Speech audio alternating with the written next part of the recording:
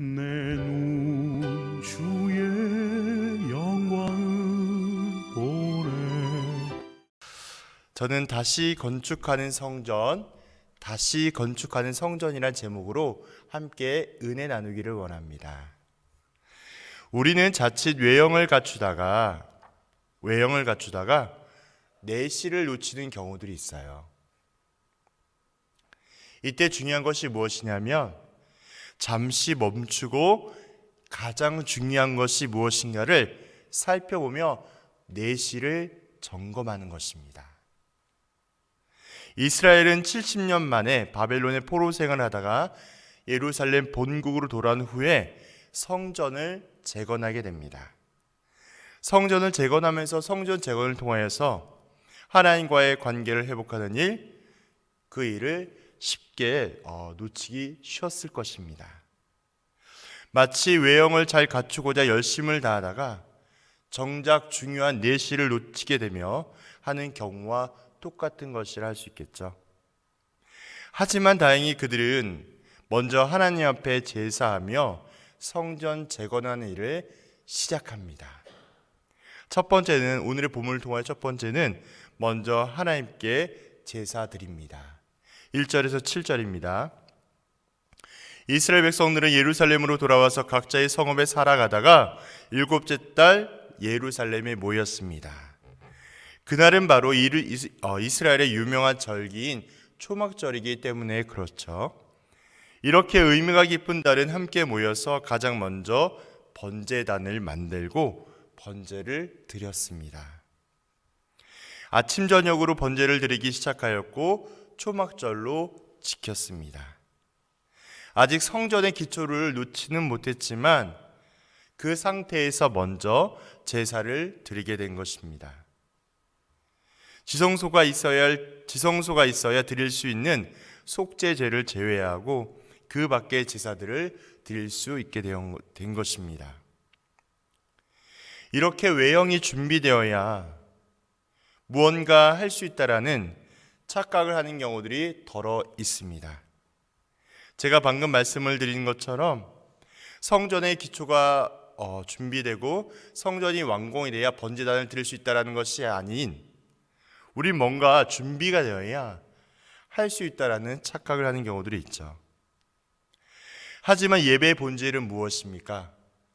예배의 본질은 외형적 이런 것에 있는 것이 아닙니다. 예배의 본질은 장소 혹은 다른 요소에 있지 않습니다. 예배의 또 교회의 본질은 신한 공동체 안에 있음을 기억하시기를 바랍니다. 이스라엘은 아직 건축을 시작하지 않은 채 그 성전 터 위에 먼저 번제단을 만들고 제사 드리기 시작했습니다.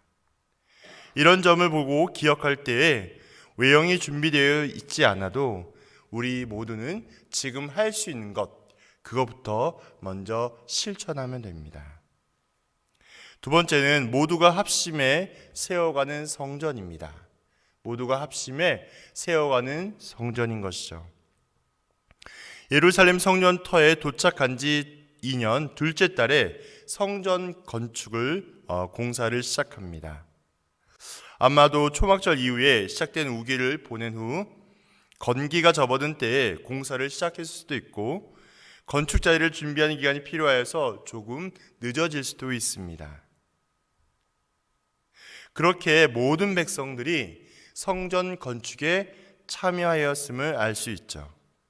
지도자들도 함께 참여하였습니다.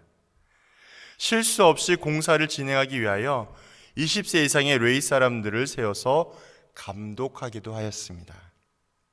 그리고 9절에 보니까 일제히라는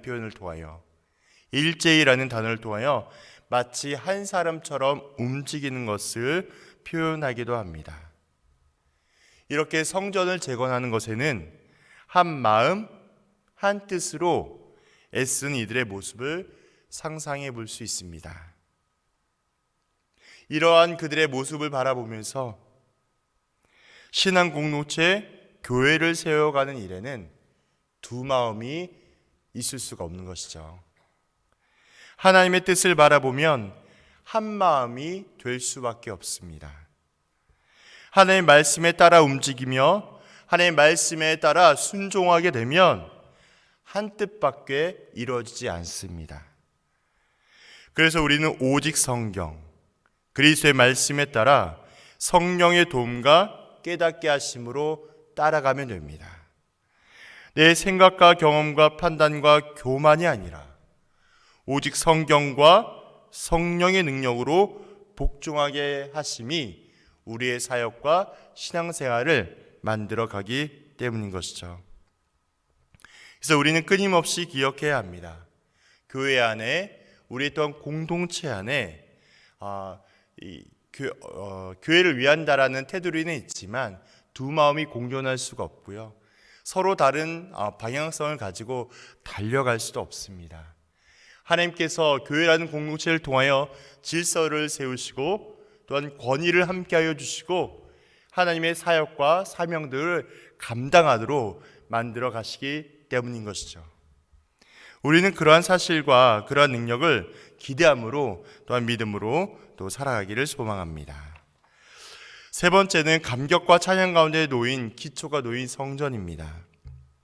드디어 성전의 기초를 놓게 됩니다. 모두가 함께 기쁜 소리로 하나님을 찬양하고 함성도 지릅니다. 제사장, 레위인, 족장들도 큰 소리로 찬양드리죠. 밀려오는 감격을 억누르지 못하며 기쁨으로 주님께 찬양드립니다. 형편없이 무너져버린 성전의 터 위에서 이제 기초를 놓아 재건을 시작하며 솔로몬 성전의 화려함을 상상하게 되었을 것입니다. 자기들의 죄악으로 인하여서 이런 형편에 놓인 것, 그나마 재건할 수 있다라는 감격 등이 어우러져서 울음이 터져 나왔을 것입니다.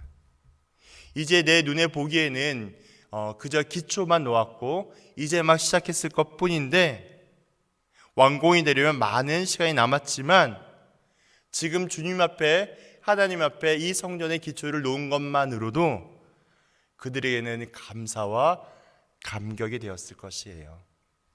우리에게서 그런 말들을 많이 하지 않나요? 우리의 무너진 성전을 재건합시다. 우리의 신앙의 모습을 다시 한번 회복합시다. 우리가 무엇으로 할 수 있을까요?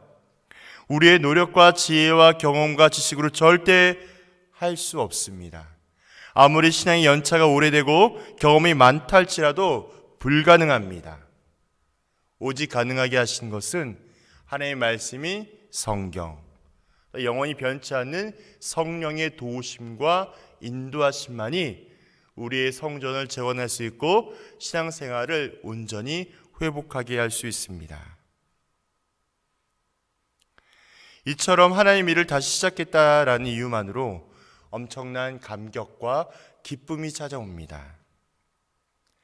그래서 신앙은 외형에 있지 않습니다. 신앙생활은 내면 본질에 있습니다. 하나님과의 깊은 관계, 제대로 준비가 되어 있지 않으면 외형은 자연스럽게 따라오기가 어려운 것이죠.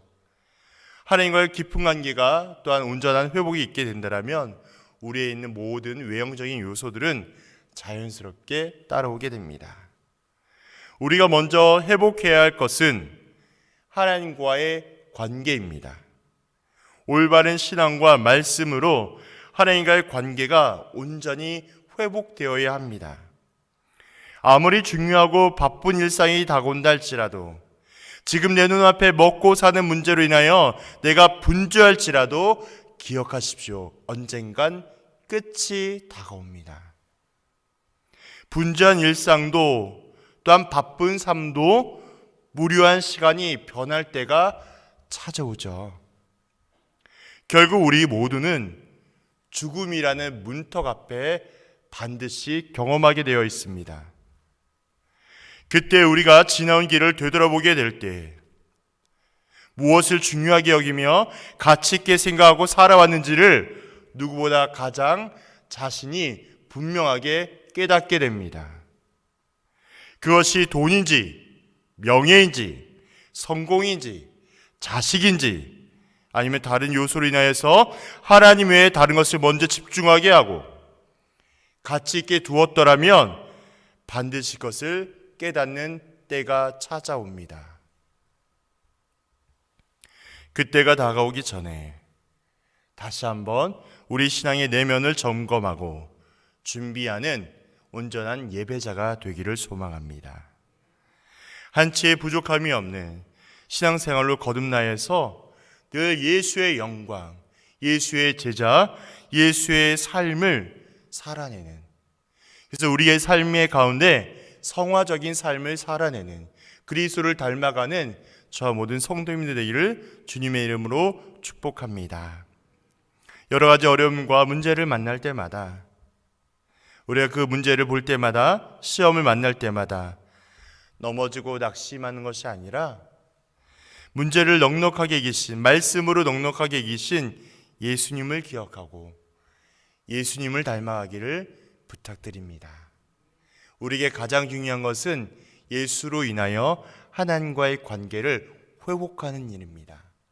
하나님을 만나셔야 됩니다. 하나님을 찾으셔야 해요.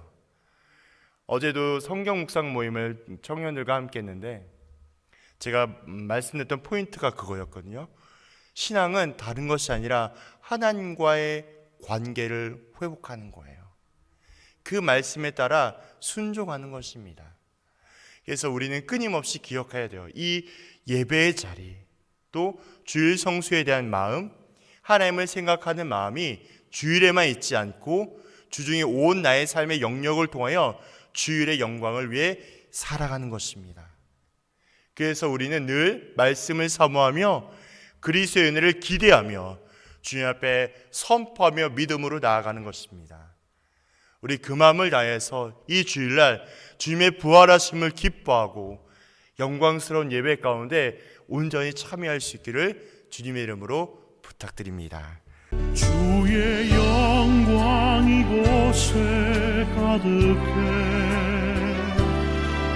우린 손에